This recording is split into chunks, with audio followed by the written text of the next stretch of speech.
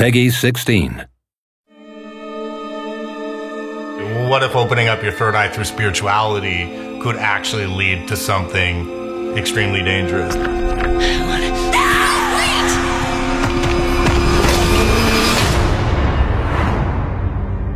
The Chant is a third-person horror action-adventure game. It takes place on a remote island spiritual retreat. The characters perform a group ritual, and this ritual is meant to channel their negative energy, expel it, and have them move on and achieve a sense of a spiritual awakening. Unfortunately, the chant goes wrong, and their negative energy gets spilled across the island, and now the characters are desperately trying to survive.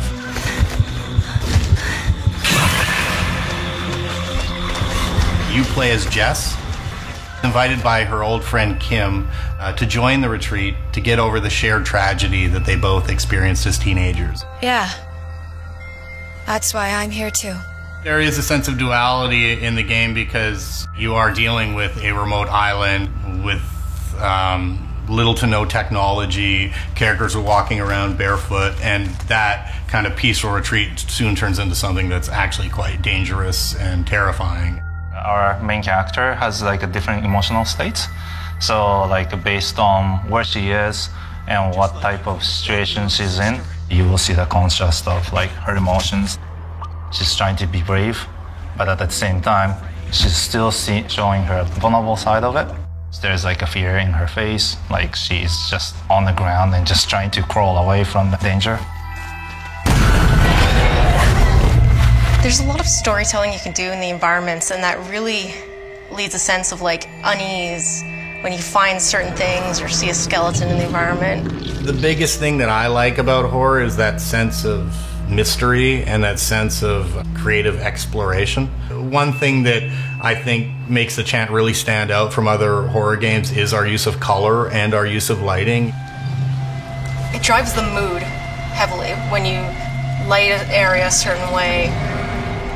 My side that I'm most interested in, I really have an eye on, is lore and like story, what's happening there. And if you try to look in a little bit deeper, you can see that all these little things that foreshadow or make you think, oh, okay, something's going to happen here, I can tell. You ruined my life! You know, when you think of fear and you think of like, you know, how are you going to frighten an audience? It's about contrast, using negative space in a way to set up a horror moment. Get away from me! For spirituality and cultism, we drew a lot from, you know, older folk horror films.